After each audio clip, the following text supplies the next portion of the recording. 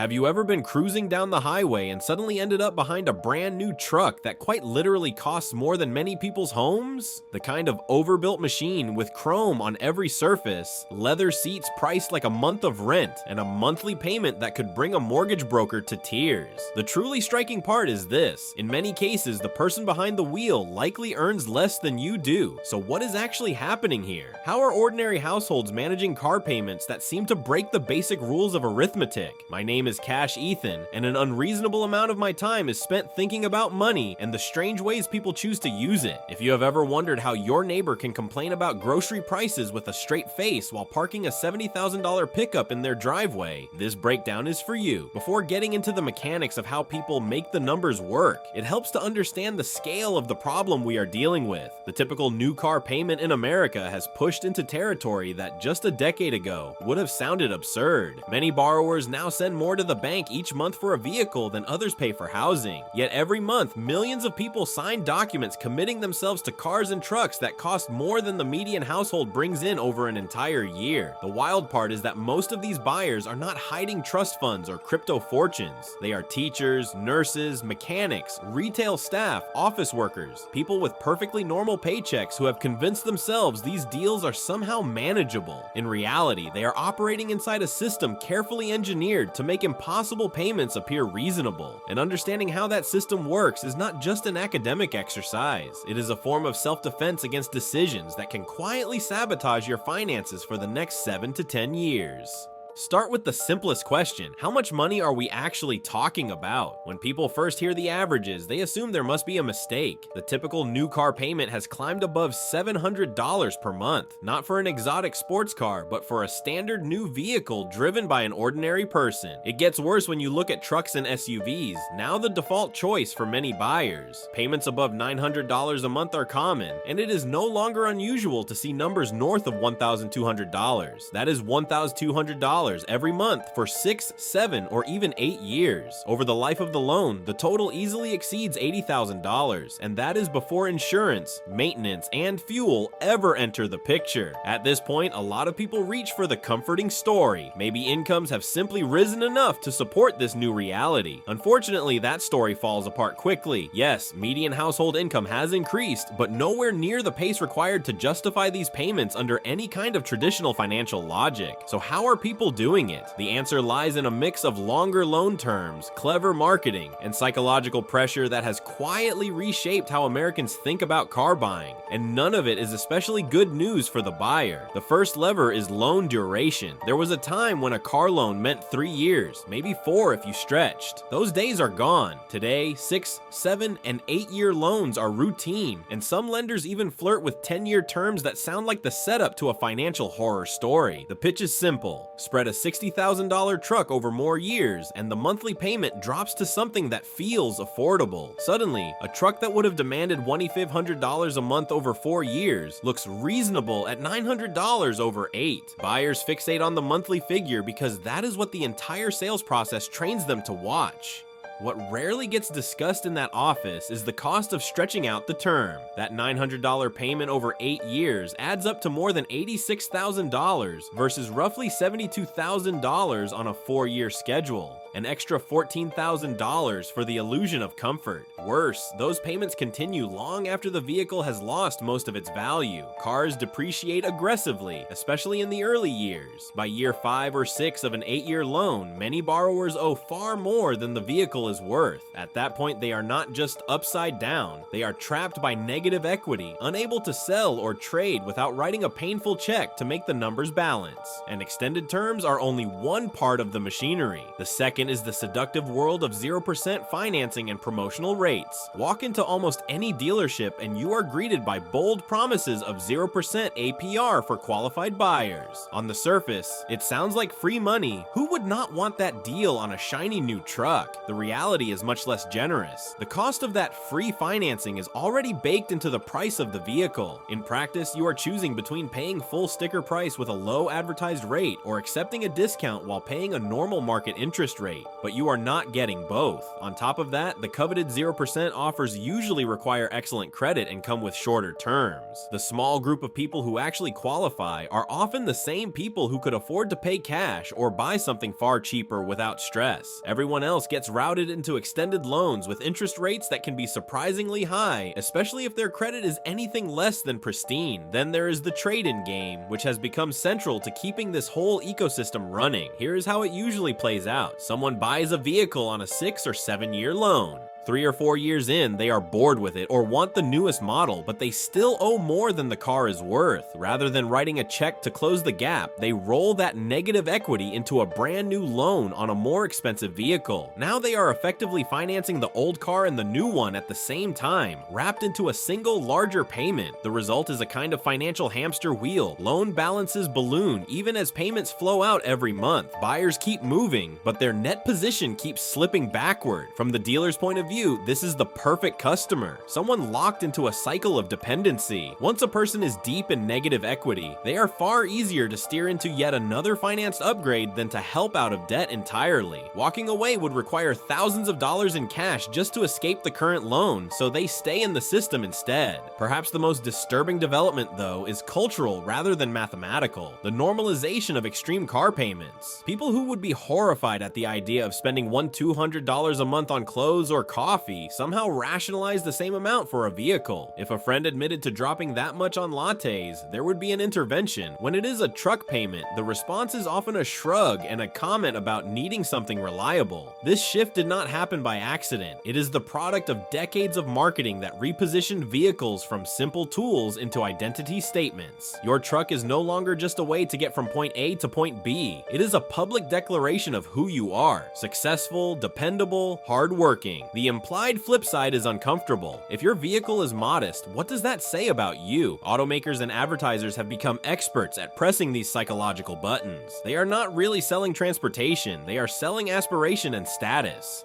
That commercial where a rugged truck climbs impossibly steep, cinematic mountains is not about your daily commute. It is selling the fantasy that you are the kind of person who conquers those mountains, even if, in reality, the most uneven ground your tires ever see is the grass at a county fair. Once that emotional hook sets, it becomes much easier to justify payments that would otherwise look insane on a spreadsheet. You are no longer buying a truck, you are buying a version of yourself. In that framing, a $900 payment feels like investing in who you are, not signing up for a long, expensive mistake. But eventually, the psychology collides with everyday reality, and that is where the financial damage begins to show. To make these payments fit, many households quietly reorganize their entire financial lives around the vehicle. The car payment becomes a second housing cost, and everything else must adapt. People downgrade apartments or postpone living alone just to keep the dream truck in the driveway. Lunch becomes instant noodles, vacations disappear from the calendar, and dinners out turn into rare events. Also, 25 to 30% of take-home pay can be funneled straight into metal and plastic. Some take on second jobs purely to service their vehicles. They sign up to drive for rideshare apps or deliver food on weekends using the same expensive truck they are struggling to afford. It becomes a strange form of financial servitude in which the vehicle is both the asset and the overseer. Miss too many trips, and the payment looms. Others raid retirement accounts or borrow against their 401ks just to fund down payments or cover repair costs. In doing so, they are effectively borrowing from their future selves to indulge a present-day transportation fantasy.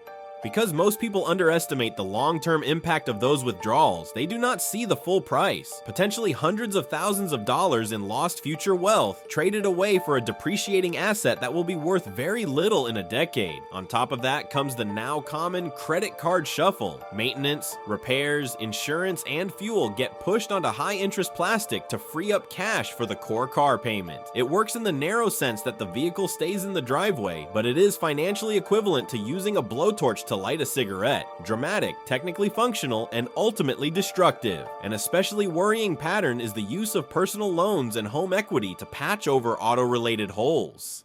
People refinance their houses or take on unsecured loans to cover negative equity or upfront costs. In the process, they reverse the logic of wealth building. A home is an asset that can appreciate and serve as a foundation for long-term stability. A car is a rapidly depreciating necessity. When you start using the former to prop up an addiction to the latter, the equation is fundamentally upside down. Compounding all this, many of these sacrifices are not made for a single vehicle. They are replicated across multiple cars in the same household. The average American home now often has more vehicles than licensed drivers, a statistical quirk that would be impressive if it were not so financially reckless. 2 or 3 simultaneous car payments are increasingly common. Dad has a work truck, mom has an SUV for the family, and there is often a third vehicle for a teenager or weekend use. Add those payments together, and the household's monthly auto obligations can easily exceed what many people spend on housing. At that point, the family is essentially running a private auto financing portfolio, except instead of earning interest, they are bleeding cash every month.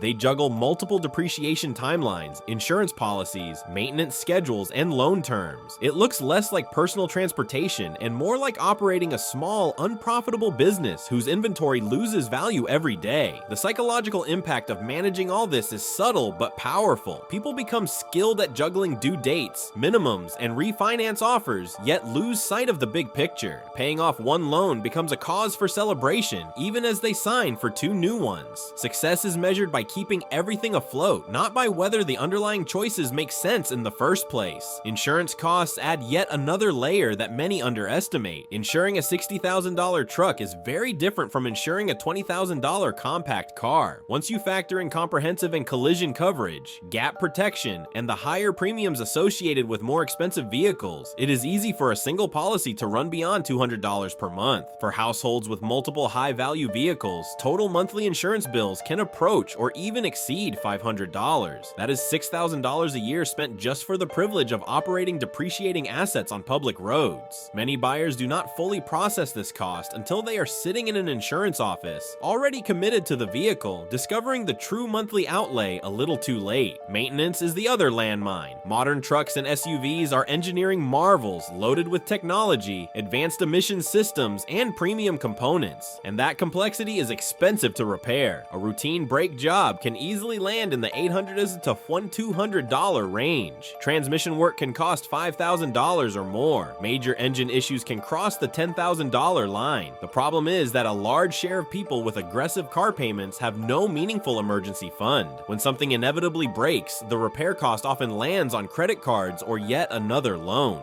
What started as a manageable monthly payment becomes the trigger for a full-blown debt spiral. The image is almost surreal, a flawless $70,000 truck parked in the driveway while its owner digs through couch cushions for gas money. It is the financial equivalent of wearing a luxury watch while living on instant noodles. Impressive on the surface, tragic underneath. Fuel alone can rival what entire car payments used to cost not that long ago. A truck that gets around 15 miles per gallon in real-world driving, combined with gas prices hovering between $3 and $5 per gallon, can easily generate fuel bills above $400 a month for a typical commuter.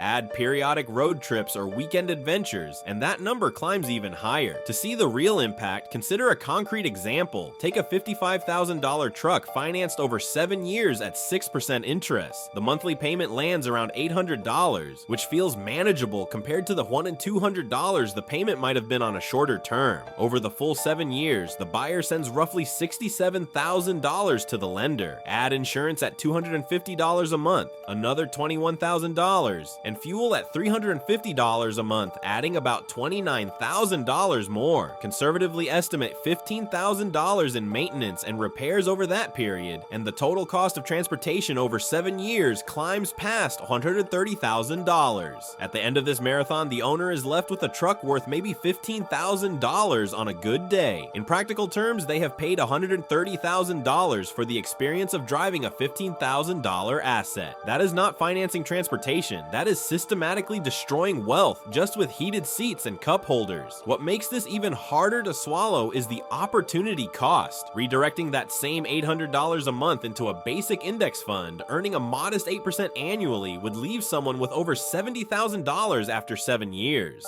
Instead of wrestling with a depreciating truck and a stack of bills, they would have a meaningful chunk of capital working for them. The difference is not just about math, it is about trajectory, yet numbers alone rarely break the spell. Once someone signs up for these extreme payments, a strange psychological phenomenon kicks in, something that could fairly be called automotive Stockholm syndrome. The vehicle stops being a tool and becomes a symbol. It represents hard work, status, personal identity. The idea of downgrading to something cheaper feels less like a financial adjustment and more like a confession of failure, suggesting a reliable, modest used car is interpreted not as smart strategy, but as an insult. People defend their truck payments with the same intensity they reserve for their families, even when those payments are quietly undermining their family's long-term security. The industry understands this dynamic extremely well. Automakers and dealers pour enormous resources into studying how to provoke these emotional responses and convert them into signed contracts. Step into a showroom and you will notice what is absent as much as what is present. There is very little discussion of lifetime cost of ownership or the opportunity cost of capital. The talk is about monthly affordability, instant gratification, and how the vehicle will feel and look. The sales process is carefully tuned to neutralize rational objections, worried about high payments. Extend the term, concerned about reliability, finance and extended warranty, nervous about depreciation? Do not worry. You will be trading up again in a few years anyway. In the end, there is no real mystery about how people manage to drive vehicles that look far beyond their means. It is not that they have cracked some hidden financial code. It is that an entire system,